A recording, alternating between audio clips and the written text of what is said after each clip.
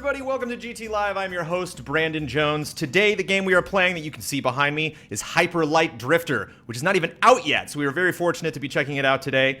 Playing on the couch is Mr. Brad Ellis. Next to him is Mr. Alex Preston, who made this darn game, and Brad Ellis is playing it for the first time, so Alex is going to give him some pointers. What better way to play a game for the first time than with the lad who created it sitting next to you?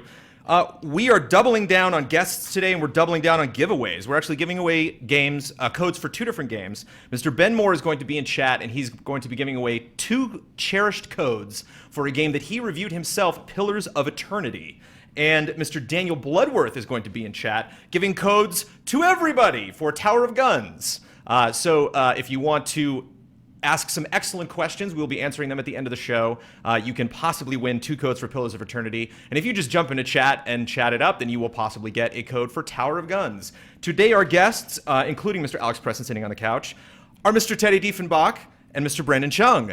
Brendan working on Quadrilateral Cowboy, which we will be also checking out on the stream today. Thank you so much, gentlemen, for joining us. Welcome to GT Live. It's Brendan's pleasure to be here. I'm happy to have a Brendan on. We spell our name slightly differently. It ends in the O-N. It does. But it's as close to Brandon as I've gotten on the show. Thank you so much for joining us. How is development of your game going?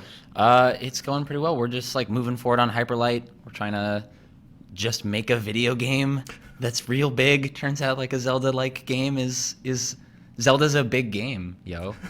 Just Zelda in general? All of the games are big? Yeah. Just we're trying to make all the Zelda games in one game. And mash them in. So it's going great. Yeah. So was that the inspiration? Was it the first creative meeting? You guys just talked about Zelda primarily? Well, when Alex started, I think like some of the big things he credited were like Link to the Past and Diablo and some other things. I think those were like the 2 in like the pitch. Pac-Man. And Pac-Man. Yeah. And not that one. Galaga? You're ruining this. I know. Start over. Where's the camera? So would you say you guys possibly underestimated how big a Zelda-esque game was? I don't know if we underestimated. I think that we knew like, okay, this is going to be big, and we are going to reserve judgment on what that means exactly. But we have learned, we filled in the blank. Like we didn't have an answer, we had a blank, and we're like, let's be careful. Let's fill in that blank and make sure that we do it responsibly. And now that we filled it in, we're like, yeah, dude, it's big. So Kickstarters that blow way past their goals are super in right now. So we had Mr. Koji Igarashi, who is like, has like 3-4 weeks left in his Kickstarter campaign, and is now to like 1.6 million. Mm-hmm. And you guys blew way past your goal. Was that scary at all? I mean, how did you feel once you saw it was not only you had met your goal, but you were going to go way past it? Horrifying. Terrifying? No, it was great. It was super exciting. Yeah, I mean, I joined the team on like a few days in as a reach goal. They call me the reach goal because I reached like goals. Yeah, so it was exciting for me because it meant that the game got bigger and we got to put this team together. So that was an Unbreakable reference, by the way. It was cool. We all like met at Alex's house together and like talked about it and made plans. So like. Mostly Alex was running the Kickstarter, and I was helping him just answer messages as frantically as we could about, like, is there going to be a 3DS version, which is like 90% of the questions you get. Wow. And, Some people... good questions about that. Yeah. I like, not there's like... going to be a 3DS version. Mm-hmm. That thing doesn't run things very well. It would seem to me to be a different beast. Mm-hmm. That would seem to be a really clear choice that you would make in development, whether you're going to put a game on a 3DS. Oh, okay, wait. So I'm super excited because I feel like this is a sports set, so I'm going to just keep doing that. Yeah. And I want to talk about the Kickstarter you mentioned with Bloodstained, right? Yeah. And the one that's going right now? Because we can talk about this like we're old veterans, right? And be like, what he's got to be thinking right now, Brandon, is he's going to be thinking about his forward trajectory and his momentum. I don't know, man. Momentum's important. For development or for video games or for sports? Or all three? For sport Kickstarters. No, I mean, that was the thing. That was the reason that Hyperlight did well. Like, Hyperlight, if you look at the stats, because you can look at Kickstarter stats if you're a super nerd, it was kind of linear. Like, usually those things tail off. They just kind of, like, go up for a couple days, and then they flatten, and then they go up at the end. And for some reason, because of, like, the hype and Alex's art, it just kept going like this. For some reason, you're modest. I mean, this is a gorgeous looking game. I agree. I do like the code and I do game designy things. So when people are like, "This game's beautiful," I'm like, "Fuck yeah, it's beautiful." I'm like, I totally agree. I'm a nerd fan of Alex's art too. So Brendan, how is Quadrilateral Cowboy coming along? It's going really well. It's like in its 3rd year development right now. and I'm shooting for like this year, so I'm happy that it's this year. Nice. So, yeah. Congratulations. Yeah. So did you know it was going to be 3 years? Did you kind of have that ballpark, or were you just like, hey, when it's done? No, everything I've done has been like 6 months or so, or maybe like a year or so. So I thought, oh, yeah, maybe this will be a long project, maybe like a year long. Turns out it's like 3 times that. But yeah, I mean, that's just kind of the thing, is that when you're working as a very small team, you could kind of do whatever you want, and sometimes whatever you want ends up being 3 years long. So yeah. So were those things you made? Did you have an initial idea, and then that initial idea took 3 years, or were you kind of building on the idea as you went through development? Yeah, I mean, so my previous games, like 30 Flights of Loving, are very like narrative focused, and for this one, I thought, oh, you know what, I'll switch gears. I'll make it like extremely systems heavy and just like all about mechanics, and so that approach kind of lends itself to kind of like growing more and more and more and more exponentially. Like you put this mechanic on top of this mechanic, see what happens, and that kind of leads to something else, and then leads to something else, and so that all that kind of like led to what it is right now, which is kind of like this fairly large game. So people are checking out the game right now. We're rolling some B-roll. Lots of coding in this game. Did you want to introduce people to coding that maybe were not familiar with the practice that play video games, that are fans of PC games, or did you want to attract people maybe that were into game development? What was the impetus behind putting that in the game? Yeah, I mean, I think I'm a self-taught programmer, and like for me, when I learned how to do it, there was something kind of, I don't really like this word, but there's something magical about it. Like there's something about like unlocking this whole new world of like being able to make whatever you want. I started from level design, and then once I learned programming, it's like, oh wow, this goes so much more beyond level design, and I can do whatever I want now. I mean, I'm sure you have the same thing, where it's like once you learn programming, kind of like, I could do whatever game I want to do, and there was something kind of crazy about that. It's funny because some would argue it's the exact opposite of magic, because it's like there's no special sauce to this. It's right there. You know, there were no jumps in logic here. I mean, it's all laid out for you right there in ones and zeros. Even Harry Potter had to go to school, man. This is true. You've completely put me in my place, Teddy. So what is your involvement with Hyperlight? What are you doing working on the project? I am one half. What do you do? I don't know. What are you doing working on this game? I'm sorry, I should go. I'm one half of the sort of programming and game design team, along with Bo Blythe, who made Samurai Gun.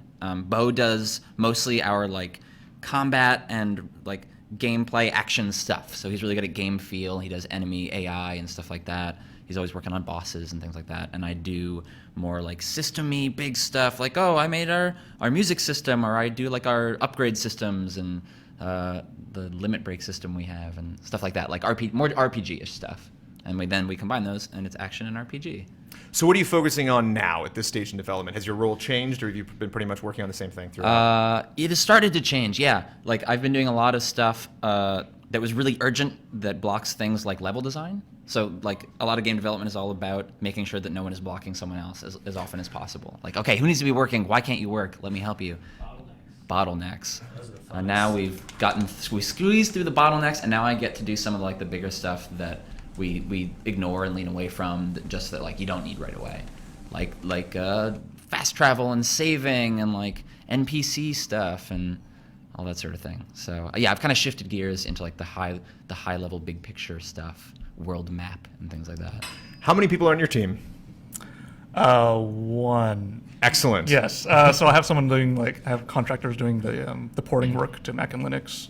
And I was working as a level designer for about 6 months, but at the moment it's just me. How is that supervising someone that is taking your baby and porting it over to other systems? Is that nerve-wracking at all, or is that a fun experience? It's nice because I don't know anything about porting, so it's nice to have a specialist who just does that and is really good at it, and I can just like sleep peacefully at night knowing that it's in very safe hands. Yeah. So you just, taking this whole game by the reins and doing most of the work yourself. Has your role, I imagine, changed drastically month by month, year by year, working on the project? So the stuff you're working on now, is that drastically different than the stuff you were doing a year ago? Yeah, I mean, what's kind of nice is that when you're as a small team, you do everything. You wear all the hats. So, I mean, I'm not really the best programmer. I'm not the best artist. I'm not the best designer. But every day you get to, try doing it and seeing what happens. And And just every day you're just learning something new, and I love that. It's just the best part of being, small and independent. If somebody could wave a magic wand and give you 50 people on your team to work on something that you didn't have to pay, I mean, would you accept that help, or do you like, doing everything yourself because you get to put your stamp on it? Yeah. So I mean, I used to work in AAA, and in my experience there is that the games that you got to work on there are really big and really cool, and like they do stuff that I'll never be able to do. But the flip side of that is that when you're part of a really big team, like the contribution you have on it can be very limited. I was a level designer, and like I made a couple levels, and it was cool, but like I wanted to make a game that was my own. And so for me, like being small and being able to like do whatever stupid idea that would never pass a committee meeting is great, and I love it. What do you think was the biggest lesson working in a big, dumb company and then going over to work on your own projects that you took from that? I mean, it wasn't a dumb company. It was very educational. It was very wonderful. I met Brendan lots of Chung good calls friends. AAA dumb. No, it was wonderful. I mean, for me, the biggest thing was like to not, like you guys were talking about, just don't let bottlenecks happen. Like for me, my art style is very simplified. It's very streamlined. Part of that is because I like the minimal look, but a large reason is because it's easy to make. Yeah, that was actually going to ask you that. We're going to get to once we roll our trailer for the show and we hit our midway point. We're going to switch over to so you guys can check out the latest demo of Quadrilateral Cowboy. But I was actually curious if that was much easier to develop for that style, that people don't need necessarily the most awesome PC ever created to make the game operate. What is the impetus behind the style? Yeah, I mean, when you're making a game, when you have like limited resources like we do, you only have so much energy in a day, you only have so much hours in a day. And if you try to make everything the best and super amazing, you might never ship. So I mean, in this case, the art is kind of like, I have very low poly stuff that I can make in like half an hour. And that's why I'm hopefully able to ship games. And from what I've seen, I have yet to play this game. It seems like the functionality of the game is really the draw. It's kind of like the stuff that you can enable, the stuff that you can make happen. And so the game only really needs to look so good, for you to understand those systems and for you to be able to explore the environment and understand where things are. Right, totally. Like a big inspiration for me is Team Fortress 2, which is like, it has really beautiful art. And I don't want to like take anything away from them, but their art is made to be extremely like instantly readable, and like a lot of their walls are kind of like these big flat shaded panels, and that's great because like when a guy stands in front of it, he instantly reads as a guy, as opposed to getting like muddled down textures and things like that. I'm a giant Disney Infinity nut, and Game Informer's doing a big spread this month on Infinity 3.0, and they actually, one of the artists was showing the figures and had one of the characters off in the corner, and Game Informer guy's like, wait, whoa, he's like, Team Fortress, is that a thing? And they were like, Team Fortress is God. They're like, that, like this style is everything, because you look at one of those characters and you think like, I know that guy, I totally understand his personality, it's recognizable, the art style is really clear, and you, like just like you said, you get that right off the bat. It's all about shapes and silhouettes.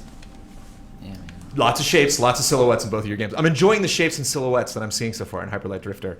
Mr. Brad Ellis, what do you think of this game so far? I really liked it. What do you like about it? It's challenging, which I like. I feel like I have really good control of my character. It feels very Souls-like to me in that sense. I like having really good control of your character is super important to me, and I feel like every mistake I've made has been my fault. Nothing I could blame on the game as people like to do. What's a classic mistake that you've made so far? I walked off an edge. There you go. That happens. But then you knew, like, that's Yeah, what I an was edge like, looks okay. like. I won't do that again. And the that game looks like an edge right there. Yeah, the game doesn't tell you how to play and what to do necessarily, which I really like.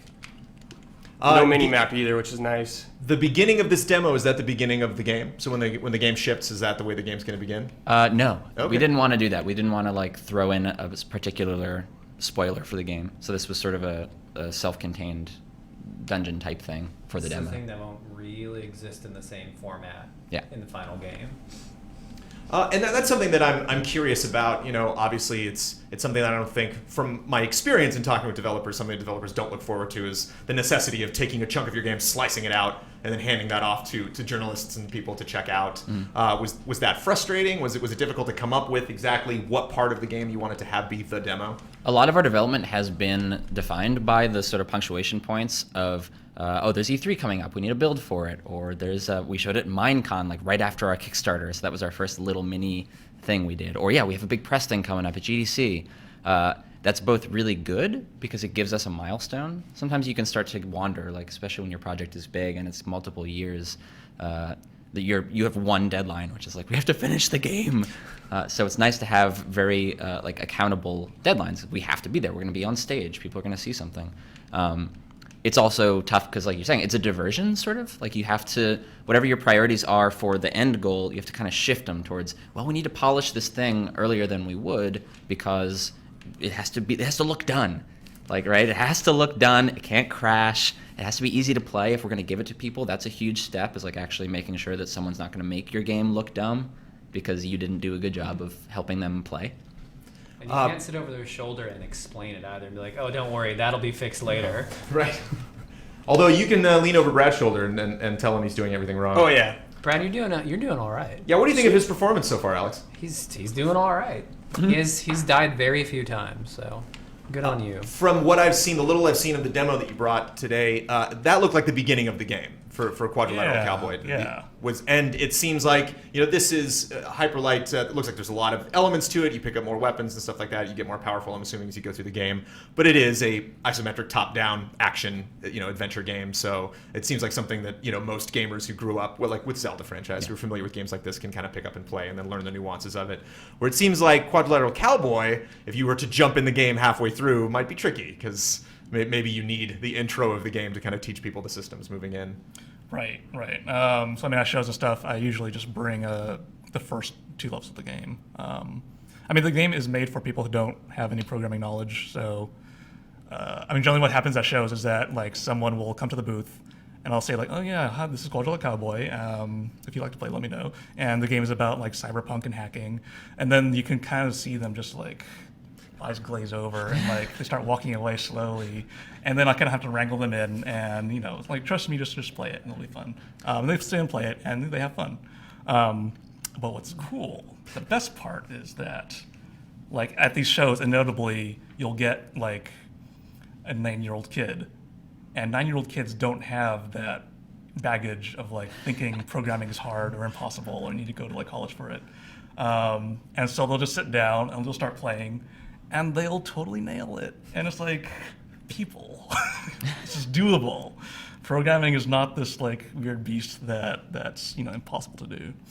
So you mentioned your game's coming out this year. When did you know it was? Like, when did you reach that phase that you knew? And I know that's kind of difficult to explain because then you'd have to almost like explain the entire development process. But was that kind of like a light bulb went off where you were just like, okay, we're done. I definitely know it's coming out this year.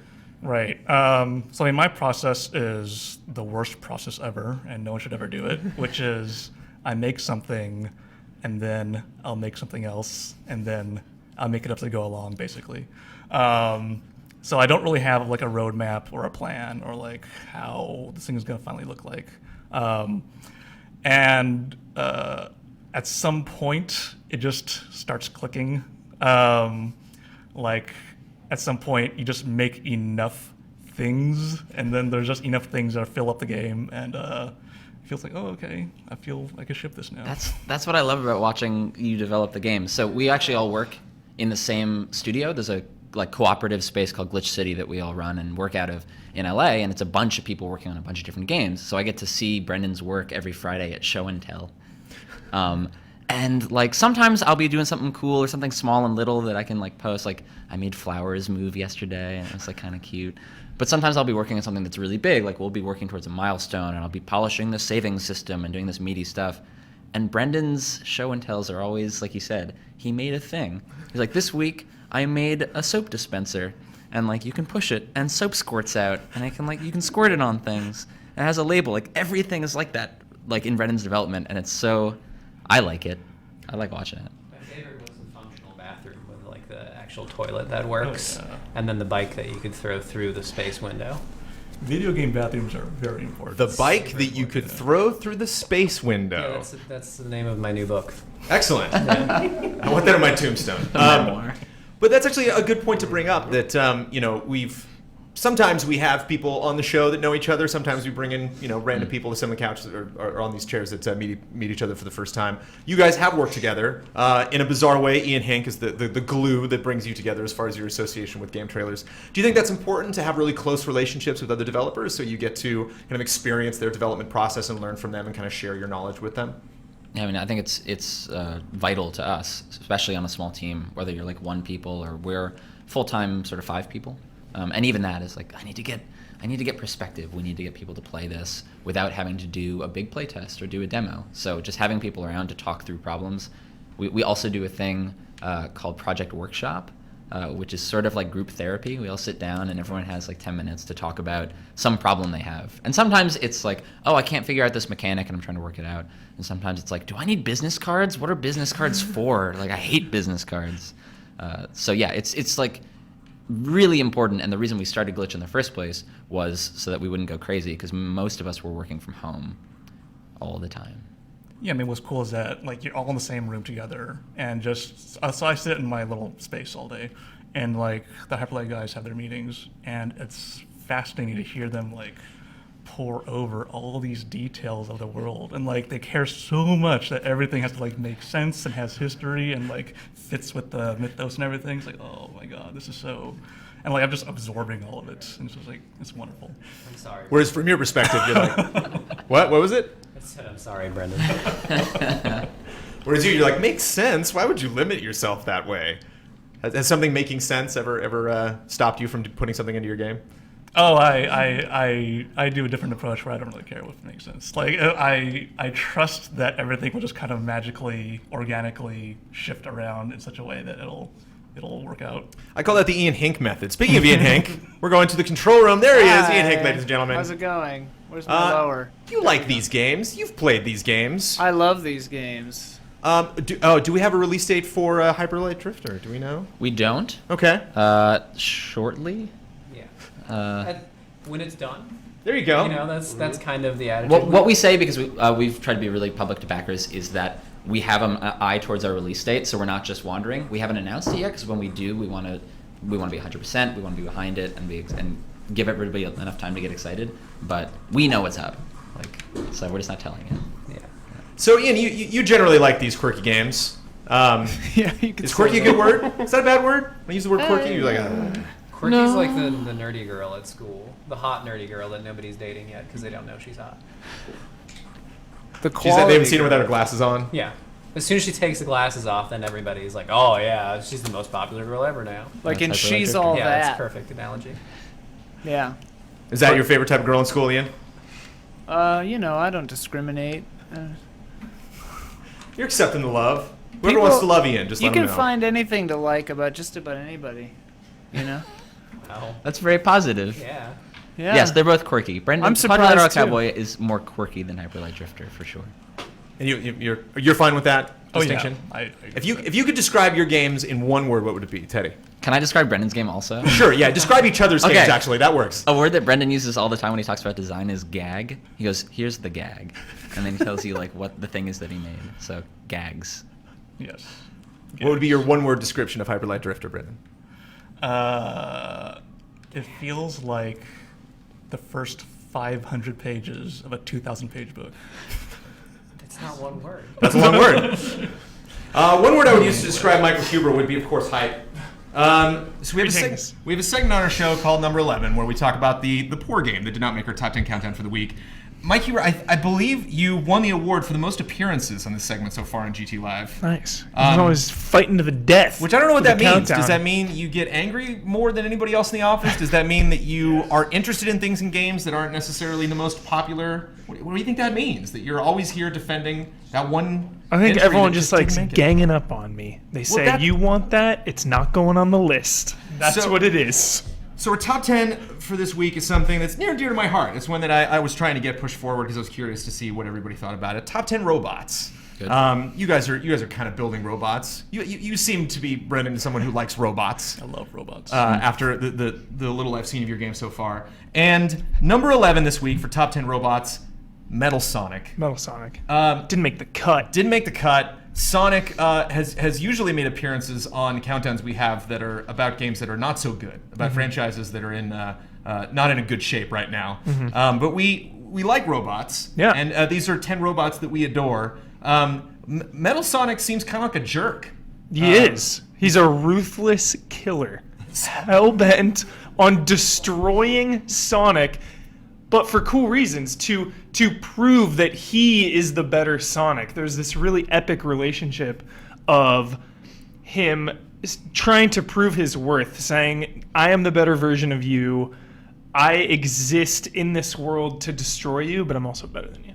So. But he clearly modeled himself after Sonic. Well, no, so Robotnik made him. So he, like, outgrows his creator. So originally in Sonic the Hedgehog 2, there was Mecha Sonic, which is different. It was this really cool prototype. Like, Robotnik was, like, controlling him or whatever. And then later, Robotnik, obviously, you know, one-upping himself because he's mastermind. He's a genius. So he makes Metal Sonic. And I think I really started liking Metal Sonic in Sonic the Hedgehog 4, which is like the downloadable one for PlayStation. If you owned both episodes 1 and 2, you got a secret episode called Episode Metal.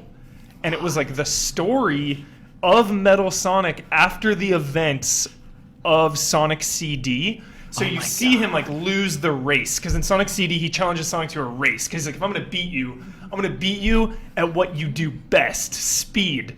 So it's like him crushing defeat, and then Robotnik puts him back together, and then Metal Sonic just goes power hungry, and he's like, I'm better than Sonic. It's all about vengeance. So one of the tricky things about doing countdowns, we got to establish rules. You know, we can't just be like throwing entries around there. We got to say, okay, what are the rules? So one thing that is like, what makes a good robot? Like when you say top 10 robots, is it like cool factor? So one of the things that I try to figure out is like, why do you build a robot? You build a robot to help you, you know, unless you're like maniacal and you want to like kill people, and none of us really want to kill people in real life. I want my robot to overthrow me. Right. So so for that reason, Metal Sonic might not be the most practical robot. GLaDOS also didn't make the list for the reason that like you don't really want to spend that much time with GLaDOS. Really fun to play in a video game, but if you're building a robot and it ends up like GLaDOS, you've done something wrong. Do you guys think that if Metal Sonic didn't just have someone else's name with a qualifier, he wouldn't have such a chip on his shoulder? Or like if Sonic also had a qualifier, like Meatbag Sonic, like whether Metal Sonic would feel more comfortable in his shoes? I think so. I think it's safe to say he's definitely got some kind of chip on his shoulder. So that's like a good lesson, you know, if you're building a robot to attack your arch nemesis, you know, don't necessarily make that robot look exactly like that arch nemesis, because then they'll develop a whole complex about it. Well, it was mind games too, because Sonic was like, oh, he looks like me, and I got to attack him, you know? You might say he has a microchip on his shoulder. End of show. Yeah, exactly. We're done. Thank you very much for watching T2 Live. See you next week. So do you guys have any favorite robots that come to mind? Of course, we don't want to spoil the list. So if you say a name, I'm not going to say officially if it was on our list. Oh, you haven't announced what is on the top It's 10. this Friday. Yeah. Usually it's I our list for spoil this it, Friday. but, Huber spoiled it last week. Yeah. Well, it didn't spoil the entire list, but spoiled one of the entries. From So I'll this just week. nod and smile and be like, nice. Okay. I was just curious if any robots spring to mind. Robo from Chrono Trigger, isn't that his name? Okay, yeah. He's got the Never Gonna Give You Up theme song, right? Where they just flat out stole. Yeah, that's like, what better robot could you get? We'll see this Friday. What's a favorite robo? See, for me, it's from MechWarrior. It is the Jenner robot. And the reason why I like the Jenner robot is because the classification of the Jenner robot is it is a chicken walker. And I think that's funny. Nice. Cool. ATST is also known from Star Wars, also known as chicken walkers. They are. And that was an important distinction. And actually, we like to peruse other people's countdowns whenever we pick a title just to make sure we're not missing anything. Saw lots of Metal Gears come up, and like that's not a robot, that's a mech, right? Yeah, it's that's a like tool. You're writing that, so that's not its own robot that does its own thing. Except for the cow ones from 4 that had the the legs. geckos, right? Yeah, that's a totally different thing. We considered that, did not make the countdown, unfortunately. Spoilers. Too much pooping from those. It's like we just want robots that don't poop. It's got to be self-aware. Also, no cyborgs. No Terminator then, right? Terminator would count, yeah. But that's the other important distinction for countdowns is we always try to do something that is game specific. So if it's something that was in another medium, and then like Ultron, he might show up in video games and stuff, but like couldn't put him on the list because wasn't created for video games. So I expect to see you back again, Mr. Huber. Yeah, who knows what the countdown's gonna bring? Just Metal Sonic, man. It's so epic. So like tragic. It's like Shakespearean. So if you could battling have himself. if you could have your own Metal Sonic, even though it would be like racing you to work every day, it'd be like Metal destroying Huber things around. trying to out-hype Metal me. Huber. There it is. The next episode of Huber Hype, I want to see Metal Huber. Okay, not to be confused with Metal Mario. You think Metal Mario would be like Robot Mario, but it's not. It's Mario with metal on him. Right, that's what I thought it was. I'm not familiar with the Sonic lore, so when you first said it, I was like, oh, is that basically Metal Mario, but Sonic?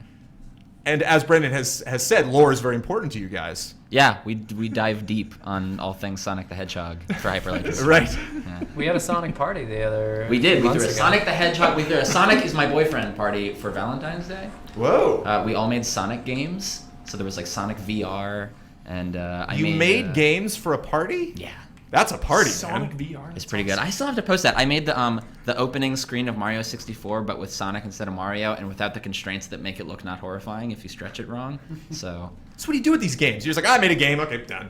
I don't know. I should probably Throw put it on that the in internet. Yeah. Recycle bin. Well, it's usually like you make it in like 48 hours or 24 hours, and then you're Like really you do. tired and you're jittery, and then you have to go to a party and be like, I made this. So then you kind of like put it in a bucket, and you're like, I don't want to look at it for a while. Did somebody win? Was there a grand prize for the best game? Did people vote on it? No, it's everyone wins at Sonic is my boyfriend.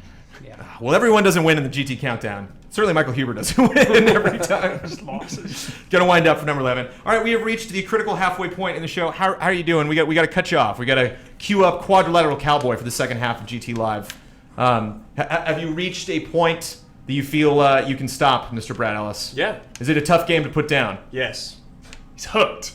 He's ready. Have you made any progression? I see you rocking some different weapons. Has your sword improved? Have you picked up different items? Not that I'm aware of yet. He missed a bunch of stuff. Yeah. Oh. Ooh. Hey, And you weren't going to tell him while he was doing it? You weren't going to like give him a little nudge? No, and be like, just go ahead and no, get I that? don't dare do that. No hints. That's not how that works. Yeah. Thank you, Alex. Thank you for letting him fly blind. And thank you, Brad, for picking up this game. When we come back from our badass trailer, we will check out Quadrilateral Cowboy and try to break that game. You know, just try to get into that code and just rip that game to pieces. Today's badass trailer, we got today for League of Legends for a new character that's coming to the game called Echo, not spelled the way you would think, spelled E-K-K-O. League of Legends likes to throw out extremely random trailers, big CG masterpieces for their characters. A lot of them make absolutely no sense whatsoever. They like dare you to figure out what the heck is going on. And this trailer is very easy to figure out. It's a very cool action sequence, and I dig it a lot. It is badass. So check it out. Badass trailer for League of Legends.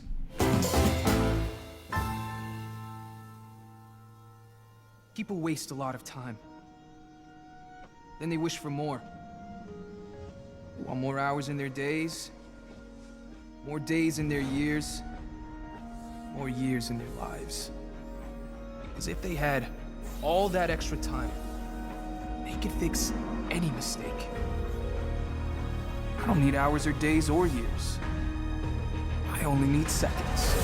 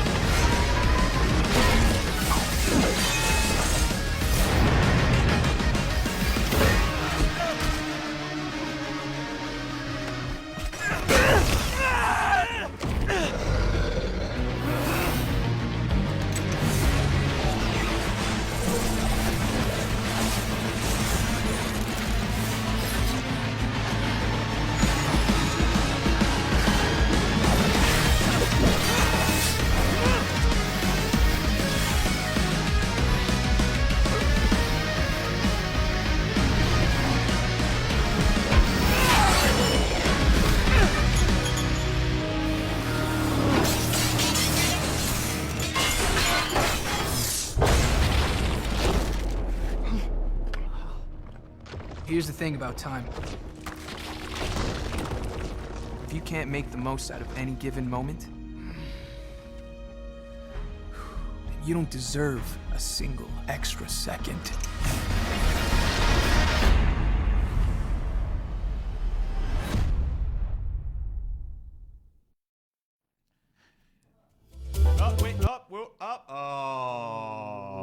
Careful there. Ian fumbled the ball. Ian, Hey. let's go to Ian. Ian. I don't know. I Ian, don't know. What happened there, man? Come It's on. done that twice now tonight, where it like goes half fades into the next thing and then Blame doesn't. it on the go. mechanical object that No, that's- can't defend itself. Right. I mean, So yeah, so Hey. so you're demoing your game. You're at an event. It crashes. What do? You just blame the game. You throw the computer out the window. Okay. I usually lean into it. I like shake the hand of the person who broke it and then like take a picture of the bug. Yeah. Because otherwise it's like you don't want to be embarrassed. It's like, yeah, of course it broke. I don't care. Yeah, there's a lot of breakage situations at show floors. Crashes happen. Nobody wants to see a man cry. Yeah, just at play it times. off. It's like whatever, it happens. It's not a finished version. Bugs are gonna happen.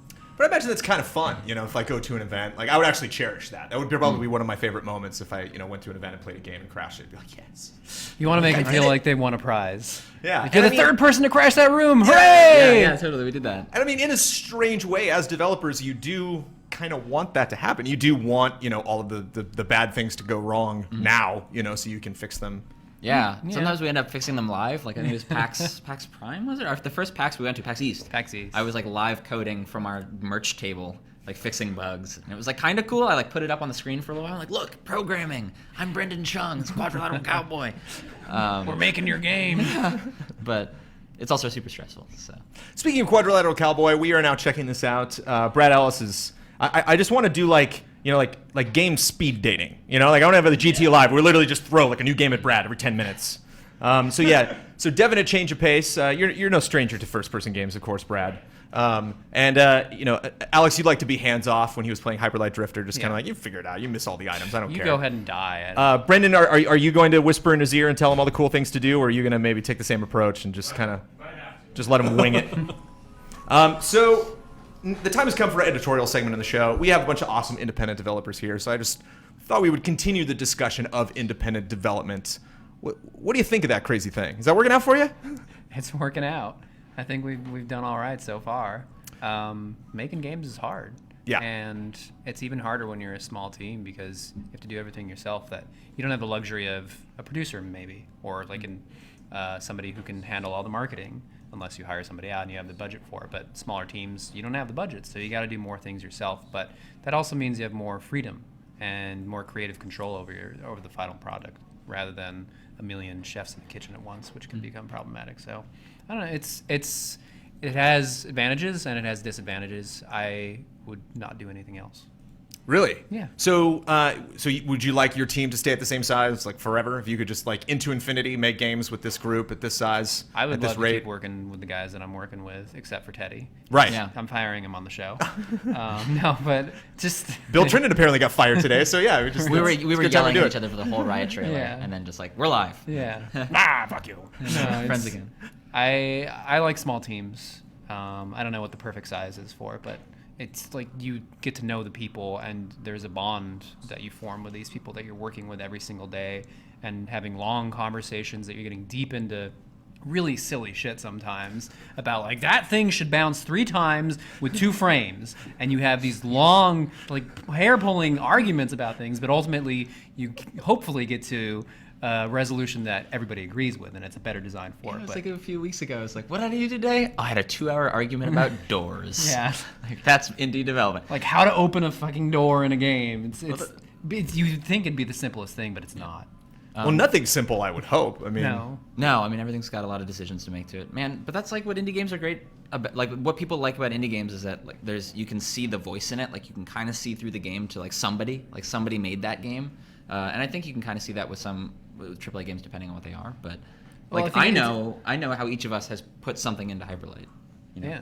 I completely think agree with that. The bigger games, though. Sorry, the bigger. No, yeah. Just on Teddy's, Shut but, up, like the few bigger games that you can still see like the creator's hand in, really like are Japanese games more than anything else because they have that main front man like Igarashi or Kojima, of course. But like they are the guys and they have the vision, and regardless, it's not designed by committee, which a lot of AAA games are nowadays, where you have a huge pool of people and producers like putting input into there. It's like, nope, I'm gonna do this and fuck everything else. If you've ever played or get a chance to play 30 Flights of Loving, which is a previous game of Brendan's, like since, like you said, he made everything. So every decision, every little decision, Good or he bad. he had to make, and it's his voice. And there's a developer commentary. So like if you play that game, then you can play it with commentary, which is like notes everywhere about why he made all these little decisions. And like you can't get that with the bigger games. It's too hard to bring it all together. So many of the bigger games, you feel like they're just checking boxes. You know, like you're going through the motions in a lot of them. Whereas, like you were saying earlier, you see someone's vision in an indie game, it feels like intimate. So many indie games I play, I feel a connection versus going through this big, AAA. Yeah, I have like all the love for AAA. Like, there's a lot of really smart people doing that stuff. Yeah. But yeah, like they are in many ways. There's less shielding, right? There's like a thinner lead shield between them and the game. Which is good because you can see the people in it more, but also we get more of like the angst and horrifying, like misery, and like an article goes up or someone in the Twitch chat is like, "This game looks dumb," and then we'll see it tomorrow, and then we're gonna like cry. I'm gonna eat like 3 hamburgers for breakfast. Yeah. Like somebody the other day was in the comments was like, hype train's left. It's been too long. You guys fucked up. It's like, well, that hurts because we should probably just stop making the game, right? Because one person said, or a few people said that they're tired of waiting. But you, as a AAA developer, there's a lot of shielding between that because there's a PR person because you're working on like the unlock mechanic for a door or the little chest opening mini game instead of the entirety of making decisions for like all level design. If a big team is run well, they still feel like connected to the game. So if they see a bad comment, it hurts them too. But for us, it's also like we have all the decision making power. So A, it's upsetting, and also B, you have to rethink all your decisions because you could if you wanted to. Like, should we change everything? Should we ship next week? Like, that one person said that. Oh shit, man! We should just throw it in the train, drive it off a cliff. Do you find you have to do that in your position? I'm assuming you're just God on this team. So do you get final word on things? Or you? I'm not God on the team. You're God. No, I have a specific vision for the game, and I have things that I do and do not like. But it is much more about the team and how we feel about games and design because we are a better group when we think about something together and when we discuss something together and when we come to a consensus on something. So.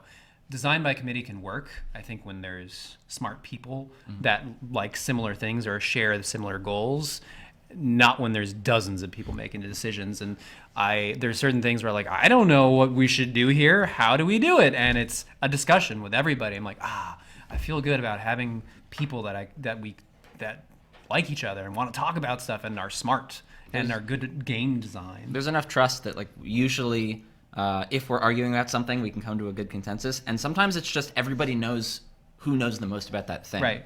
You know, like ultimately, if something's up in the air, like we look to Alex's vision for it. But a lot of times it's like, oh, this question, we should just ask Bo because Bo's going to know the most about this like combat feel thing. Or we should just ask Casey about like why this makes sense in this situation. Yeah, and there's very few things where I'm like, no, I have to veto that because then if the team doesn't agree with that, I feel bad. And it's like, well, nobody else feels good about that. So, well, that's not going to happen. If something like that happens, does that directly impact the game? Like if one person is really vibing something and they really want to put it in there, but other people don't disagree, and can that controversy be poisonous to the overall development of the game? There have not been any moments really like that. We usually come to some sort of consensus. Maybe it takes a day, maybe it takes a month to resolve that conversation, but at a certain point, there's give and take between when it's brought up and the final resolution of it. So it's never like, we're never fucking doing that. And you're going to have a chip on your shoulder the entire project because you didn't let me put that health nugget in there. It's like, no, well, we'll find a way to resolve the conflict. Hyperlight's really malleable. Like one of the best things and worst things about it is if you look at the Kickstarter and the original promise, it's not gimmick based. There's not like this one thing that it's really about. And so like, oh, if we miss that, it's everything's ruined and we have to be uncompromising about that. Like there is a promise of what the game feels like, but all those little decisions are totally flexible. So usually we come to a consensus and like I've given up my we there's an expression like kill your babies, which is kind of dark, but it's like that's what we live by. Yeah, you fall in love with stuff that you're working on and then you have to learn to let stuff go when it's not working. And so usually that's what happens. Is like by the time we figure it out, the person who loved it the most, like maybe that day they feel kind of gross about it, but they get like why it was removed. Well, there was a weapon, the boomerang. Great, now Teddy's gonna leave. Yeah. No, I'm just gonna put it back in. There's been things, yeah. Like there's this old weapon that we had, and we used it in a bunch of demos, and we fought about it for a while because it's like such a conflicting object. It's like, it shouldn't do this. It's too OP. And Teddy's like, no, not at all. It's like, no, it's fucking OP. It's destroying everything. I think that one got resolved just by constraint. Like Right, I remember what I did after that is like we had the final or like a pre-final discussion. I was like, I'm gonna show you. Like I'm gonna come in on Saturday. I'm gonna make it awesome. You guys are gonna see. Yeah. And then I just never did that because I was too busy working on other stuff. And I was like, no, it's fine. Whatever. I'm over it. Like. And by virtue of our constraints with time and everything else, like it's not in the game anymore. Yeah, it was the right decision. It was the right decision. So we've come to the Q&A portion of the show to wrap things up. Mr. Huber, I love you, but I'm going to kick your butt off the stage. We're going to bring in Mr. Ben Moore, who's been taking all of your questions. So he's not going to be taking any more questions, you guys, but I want to remind you that Mr. Daniel Bloodworth, if he is still in chat, is still giving away codes for Tower of Guns. We got a tower of codes, you could say, that we're going to be giving out for Tower of Guns. So please, if you would like, message Mr. Bloodworth and say, hey, I didn't get a code, and he should hopefully send one your way. I got to tell you, Brendan, I often remark on how, some games are, are over the shoulder that'll just, they'll just kind of like, just happen in the distance, and I'm just like, oh, okay, that's a fun game, and I'm really going to focus on the guests, and really, ask good questions and really, respond to you and your answers. And this has got to be one of the most distracting games I have ever seen over the shoulder. I'm just constantly just like, what is happening right now? So yeah, I'm not sure if that's a compliment or not, but this is a very distracting game you created, sir. And before we move on to questions, what do you think so far? You look very busy typing away. This is so, I'm so focused on this game right now. Are you digging it so far? It looks like you're making progress. It looks like you're working through it. I'm like coding right now or something. This is super bizarre to me. So, Mr. Ben Moore, you've been in the, talking to the community throughout the show. You've been taking questions. Have people been on their best behavior? Did you get some good questions?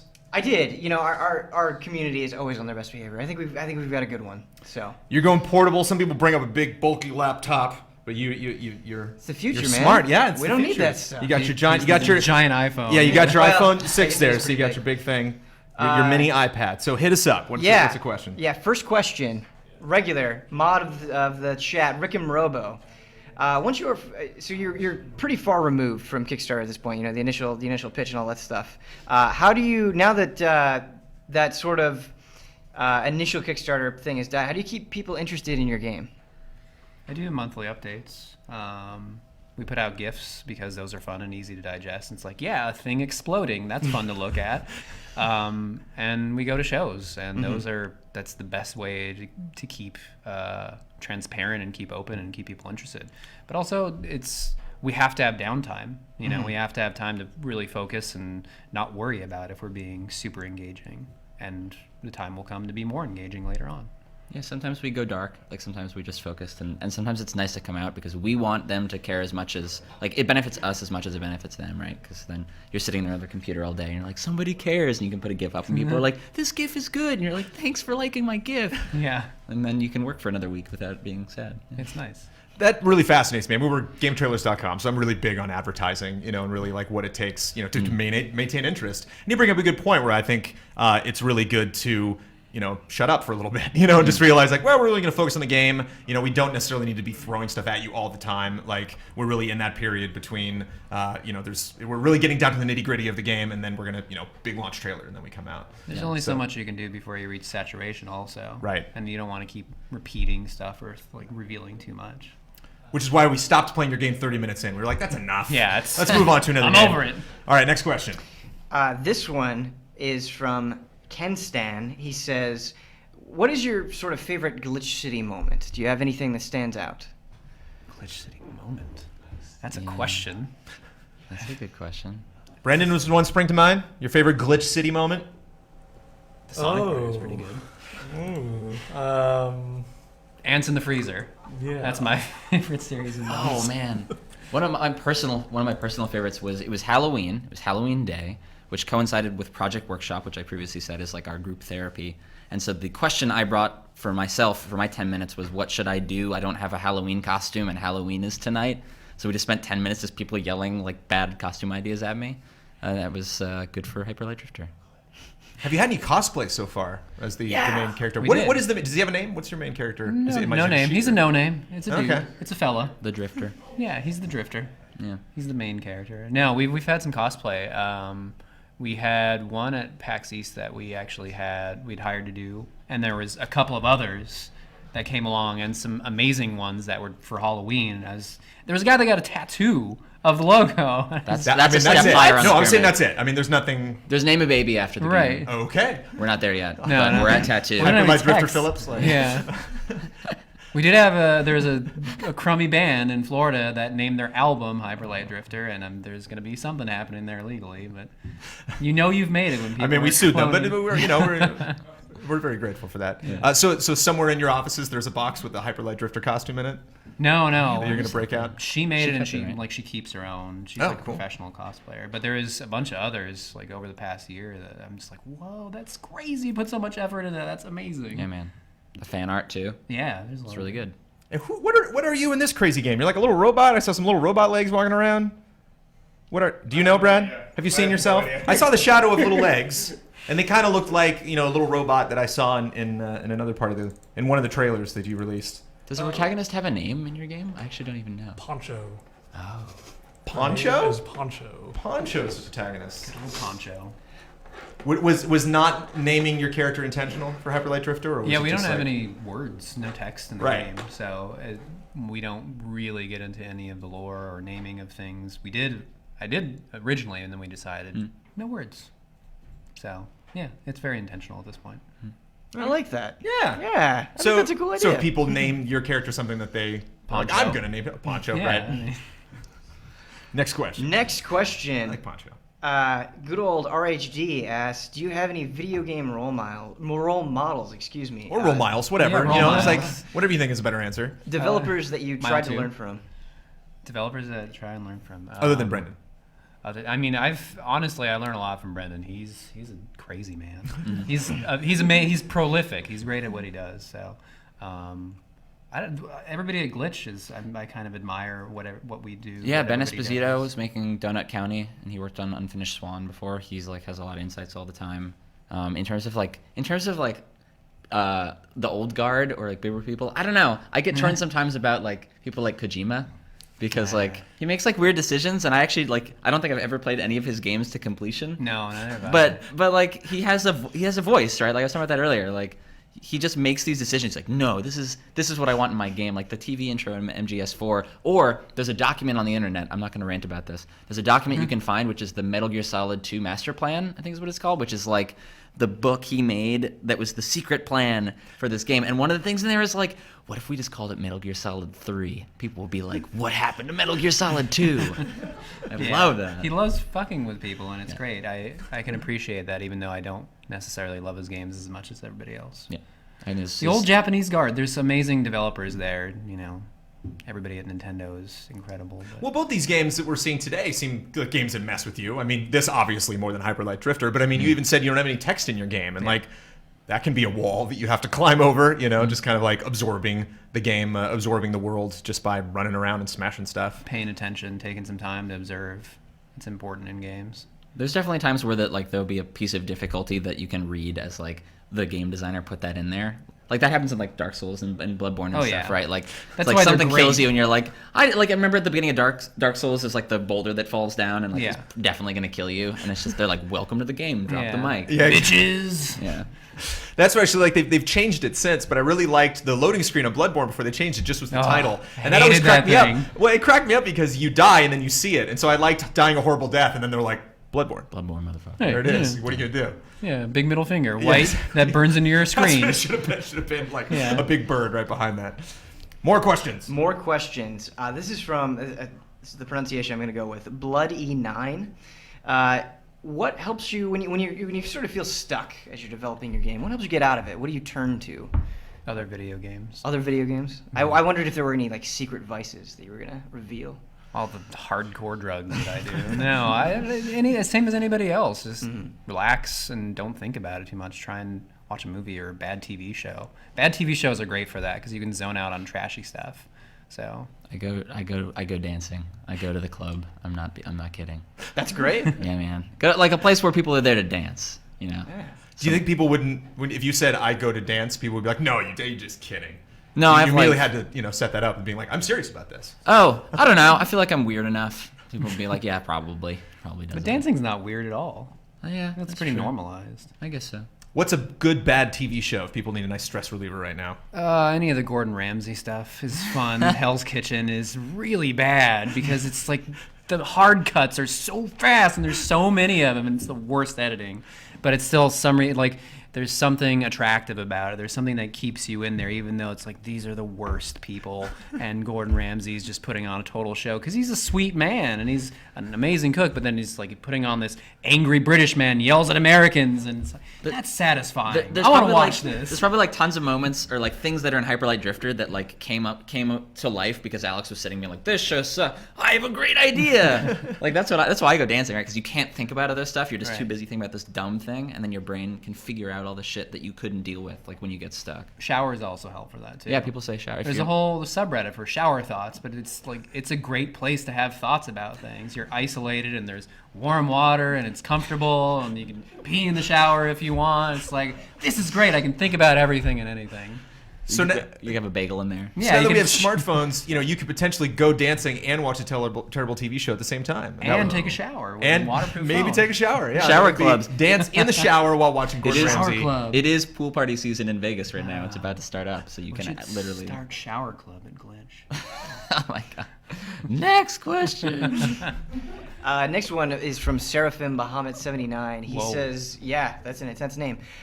He says, what other things besides games kind of inspire Hyper Light Drifter? Ooh. So you, man. Well, sort of. What other things? Life. I don't know. I have a lot of most of the story and the reason why I'm making it is because of my own health problems. So those trials and tribulations have inspired me to keep going with it and inspired the story in a very, very impactful and personal way. So, yeah. Do you feel that that's kind of works both ways? That like it's kind of helped you cathartically go through that? That like yeah, I mean, it's the thing that I'm so laser focused on, and it helps me escape from some of those problems too. To be like, I can do this thing. I have full control over it, or as much control as I possibly can, even though I have no control over my body and the terrible things it's doing. So it's such a like stark relief in a lot of ways, and a great way to invest my time rather than being a zombie on a couch or something. Have you ever met a fan at an event that's maybe shared that thing? That's like, I've also had health issues, or maybe maybe I've gleaned that from the game. Now there is a guy that I had started playing a little bit of Destiny with, and he has the same congenital heart condition as I do. So it was really interesting to talk to him about that stuff, and I wouldn't have met him or talked to him otherwise if I didn't know him through the game. So it's intense, and there's been a lot of messages early on of people sharing their stories. They're really terrible things that are happening to them. I don't even know them, perfect strangers, and giving this like really deep and personal story, and it's like, that's incredible. Thank you for sharing that with me, or like having the courage to do that, because I know that stuff is hard to do. Thank you for sharing that with us, and thank you, Seraphim, for having a real moment for once on GT Live. Yeah. Give me some other questions. Okay, You well, pulled that one from memory. Like, you're ready. Like, you got these prepped. You don't even look at yeah, the phone. I'm trying not to look at the phone as little as possible. I have a personal question. Is that okay? Is that allowed? That's fine. You're not getting a code, though. Okay, not gonna. I already reviewed the game. Do you ever, when you're working on something, and you kind of have a vision for it, do you ever get ideas that you get really attached to, but maybe don't necessarily fit the game? Yeah, all the time. That just goes into another game. Okay. So do you have like a bunch of different ideas for games that you kind of like immediately want to go into after Hyperlight, or? I think any creative process, but particularly with games, and maybe Teddy can speak to this too, like I think that happens naturally during development. Like, I want to do this in a game, and it doesn't fit this game, so maybe for a different project. And I think that's true for any creative medium that you have. Like, I'm focused on this song, it's like great riff, but it's like, it doesn't quite fit the lyrics here, so I'm going to save that for something else. Mm-hmm. That stuff happens all the time. Yeah, you plant. I feel like you plant all those seeds, and then some of those are really small. Some of those are like, I'm going to make that thing this weekend. I'm going to make that Sonic game. Yeah. But some of them are like, you plant it and then you step away from it and then you keep coming back to it, and if you're still psyched about it, by the time you finish what you're working on, then it's worth working on. Yeah. And everything else you should just throw in the garbage. We had like a robot village that we wanted to put in the game, and there might be something like a robot monks, monastic robots that had moved away from the murderous robots into their own monastery in the north, and it's changed and evolved over time, and it might even make it into the game, and so maybe that's for something else, because it's still a great idea that I really like, and I know Teddy's quitting the team if it doesn't go on the game. So I always have a pin in one thing that's like, I will quit if we don't put this in, and it keeps like coming out and going into other time. Fine, okay, I don't want to quit. I like this team. hoverboards. Oh yeah. Well, when the game finally comes out, and if it's not in there, you're going to have these poor fans that are, watching GT Live that are just like, I can't beat the game yet because there's monk robots somewhere. I got to find them. If people buy it, then we have money, and then we can make the B-sides. It's Yeah. just all the stuff that we shouldn't have put in the game. We just put it in one other game. Just socket it in. Snowboarding robot, confetti art. Maybe team there'll be like time. a junk room where it's just a static shot of all the things, the graveyard. graveyard of dead ideas that never made it in. It's just a drawing of all the robot monks. It would and be all these like skateboards. unanimated creatures too, just like just terrifying. on a skateboard, half frozen. That's actually a great idea, and it doesn't happen very often in games. It happens in everything else. You don't get B-sides, you don't get director's cuts a lot of times because that's always presented as DLC, and so you don't know if it was just kind of shelved ideas or not. But I would like a better distinction. I think that'd be cool. That's why I loved seeing stuff like the old Super Mario World concept shots that they had in the old Nintendo Powers, where it's like, this is the first version, we're giving you a sneak peek, or even Ocarina of Time that had a bunch of those really old test shots and prototypes. Like, fuck, man, that's super interesting. I want to see what that was like. So, like, the more human that video game development gets, the more people get exposed to developers, and like this is another thing that indie is good for, because we can speak freely about the game whenever we want, so we can really connect with people. Like, the more people can understand where we're coming from, I feel like the easier it is to do stuff like that. To be like, hey, here's a room you can go into the game that's all the stuff we deleted or whatever. It might crash the game, like FYI, but we think it's funny, so like, caveat. I just want to point out that there's some mumbling going on over on the couch. Brendan and Brad are having a brief little discussion there. I'm just curious who instigated that. Brad, did you seek help, or Brendan, were you just like in pain and you're like, okay, here's what you have to do? Yeah. This is like, I've never played anything like this. I'm definitely out of my element right here. Is that what you look for, Brendan? Is, quote, I've never played anything like this? Oh yeah, that's why I make games. That's for sure. Whereas you guys kind of, I imagine, want some kind of familiarity. You want people to go into Hyperlight and they're like, oh yeah, okay, I've played a game like this before. There's grounding and rules and familiar things that we follow that we love about games, or love about certain games that we pull over, but we also want it to be an experience. It's like, it's not like other games. It's unique. You want to make an original thing. You don't want to be like some of those other developers that just steal things. Yeah. Well, like, one of the many things that was a benefit of having the Kickstarter is that there was a fan base from the beginning. So I know, at least for me and like for all of us, that like one of the things that matters most to me is this isn't just a game that lots of people play. Like, it's got to mean something to somebody. Like, it can't just be, oh, we got a good Metacritic, or like it sold well. That would be awesome. But also, like, someone's got to remember one thing from it that then, like, if they're a kid, like, and they're making a game in 10 years, they'd be like, oh, like, this thing that I made was inspired by that one thing in Hyper Light Drifter. That would be cool. Fun is great, but for me, it's about the meaning of the game, and it's about pulling something away from the experience that you can personalize, that can be your own, and that's the most important thing for me. Like crashing the game, that's very personal. So Yeah. personal. No, I mean, I'm gonna like, take that with Goofy me. stuff like that is great though, and you remember it. And That didn't happen like 10 years ago at like an E3. Like, if someone went and they like played the game and it crashed, like they would like pull a lever and that person would go through a hatch and be like, Yeah. don't tell anyone. They'd interrogate them. It'd be like Disneyland when someone breaks the law. And now it's like everyone can laugh about it because we're all humans. One more question to One wrap more things up. question. What do you got? This is from Tongue Surgery. What would you Whoa, say? that's a great name. Always throwing out is. good questions. Tongue Yeah. surgery is frequently mentioned on GT Live. I think a lot of people out there are interested in making games, but coding is very intimidating. What would you say to somebody that wants to make games but has no idea how to code? Start. You'll learn. No, I mean, that's like hard to say, right? It's funny. I studied programming in college a little bit, and then forgot all of it. So by the time I actually was like really making games, I effectively was self-taught. One of the cool things you can do is like find an example. So find a tool. Don't obsess over which one. Like, if you want to make a 3D game, pick Unreal or Unity. Don't think about it too much. Just pick one. If you want to make a 2D game, like we love Game Maker. And then find a demo or like a tutorial, because there's stuff built and you don't have to code from scratch. The easiest way to learn how to program is to look at someone else's work and like learn how to tweak it a little bit. Like, oh, make the character faster or slower, and then you can kind of expand your understanding until you can write your own stuff from zero. It's much the same with art too. And again, like any creative process, there's a lot of similarities, and it's like, just take your favorite examples and start disassembling that and working backwards, and copy stuff to start. Don't release things that you've Don't copied sell it, necessarily. yeah. Don't sell, but like that's a great way. Just like try and copy something that you really love. Like, can I replicate this? Can I make this drawing? Like when I was a kid, I drew Ninja Turtles off of my action figures, trying to make them perfectly accurate. It's like my mom helped me make those because I wasn't good enough. It's like, get a friend to help you perfectly replicate something. And get your friend to play it. Like, Yeah. if you have something that you've made, like bring it to like your friend's house if you guys are hanging out. Be like, hey, play this thing, and then you get to see people play your game, which is one of the most rewarding things that it keeps you going. Yeah. Where do you reach a point, or when did you reach a point where you're like, I think I'm good enough to show this to people? Never. Yeah, it's kind of like I have to show this to people, Yeah. or I won't have any money, and then I won't be able to make it Exactly. anymore. It's like out of necessity more than anything else. I feel like a smaller part of that, like I have an arc for Hyperlight Drifter because we started making that game and I joined during the Kickstarter, and then like a few weeks later we were showing it to people, or I was like at Minecon showing it to people, and they were like, "This game's awesome, I love it," and I was like, "No, not me, man. Don't talk to me. I suck. Like these guys made it. I was just here. I don't know." And now I've like come to feel like, okay, yeah, like we're making a good game, and like I was a part of that, of the like 5 people or 8 people in the expanded team that made this thing. Yeah. Excellent questions, everybody. I love it. And you found a couple people that are deserving of the Pose of Eternity codes. I got 2 names picked out for Nice. Pose of Eternity. Thank you guys so much always for asking really awesome questions. That is the show. I want to wrap things up by talking about, if you don't mind, talking about GameTrailers.com a little bit and some cool stuff that you can check out on GameTrailers this week. As, of course, we talked about, we got the top 10 robots this Friday. The Witcher 3 review went up yesterday, and Mr. Daniel Bloodworth spent over 100 hours in this massive game.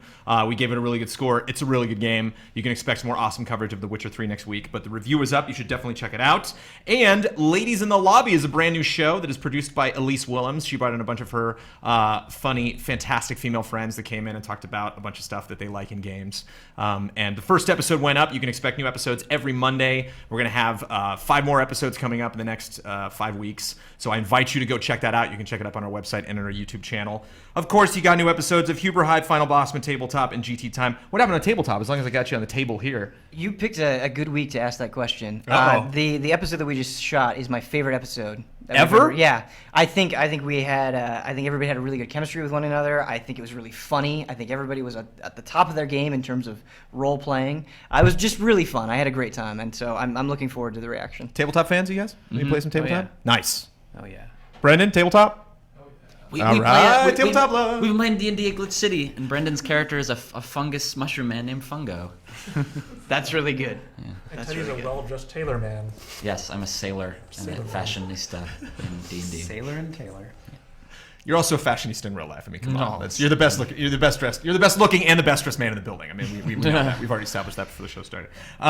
Mandatory update, of course. We'll have a new episode this weekend. Bonus round. We'll be talking about Let's Plays. Which is a weird little phenomenon that's happened in video games. I'm kind of curious to see what the panel's got to say about that. We got tons of Just Plays coming up. Me and Carl Bossman sat down and talked about Puzzle and Dragons. Puzzle and Dragons. One puzzle, many dragons. That is now available on 3DS, and Nintendo put Mario characters in it, so you can go pick up that. That is based on a mobile game. Wolfenstein Old Blood, I sat down with Mr. Michael Huber, who finished the game, and Mr. Brad Ellis, who is working his way through Quadrilateral Cowboy right now. We talked about that awesome expansion that just came out. Also talked about Black Mesa. I mean, talk about Weird Design Stories, which is now available on Steam Early Access. And many other Just Plays are coming. We shot a bunch today. They're going to be rolling out in the next couple weeks. Some awesome streams coming up. Another really cool independent game, Oxenfree, is coming in tomorrow to demo their game, which I'm really curious to check that game out and see how it works. Looks like a really interesting story, kind of some teen angst with supernatural monsters and stuff like that. Really curious to see how the pace of that game rolls out. And very far from an independent game, one of the best franchise games of all time, GoldenEye 007. We will be streaming on Friday. We do every now and then we do a full playthrough Friday, so we'll be going through the single player campaign all the way through of GoldenEye 007. Mr. Michael Huber will be kicking that off, and the moment he dies, I will be wresting the controller away from his hands. Such a and good hopefully soundtrack on that game. Oh yeah, man. I mean, it's just like, you go through that movie and like they recreated all of those levels. Yeah. I mean, it's just nuts. That game is one of the best 64 games and one of the best shooters of all time. And I invite you guys to join us this Saturday for a very special event.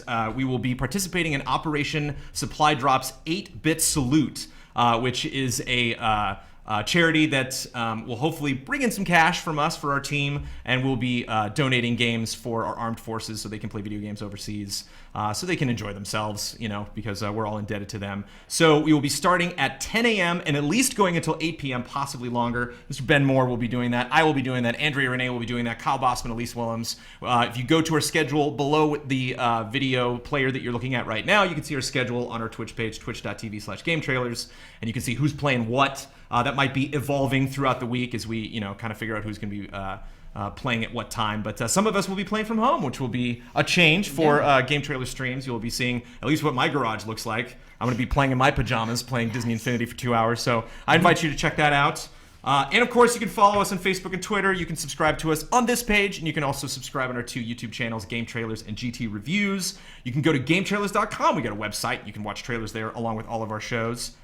Thank you, Teddy. Thank you, Alex. Thank you, Brendan, for coming and showing our games. Thank you, guys. It's, as you mentioned, it's kind of scary, showing up, especially with PC games. It's if you have like a disc or something of a game that you launched, you just come in, plug in the disc, and you do it. But thank you so much for coming in and showing us your games and showing us, the latest versions of it. No crashes today. No crashes. You made it. Yes. You made it all the way through. And thank you, Brad Ellis, for playing the game. And thank you, Ben Moore, and thank you, chat, for asking really awesome questions. Thank you, Danny Bloodworth, for passing out. I'm curious how many codes we got through. What's the limit of how many codes we can give out in one episode of GT Live?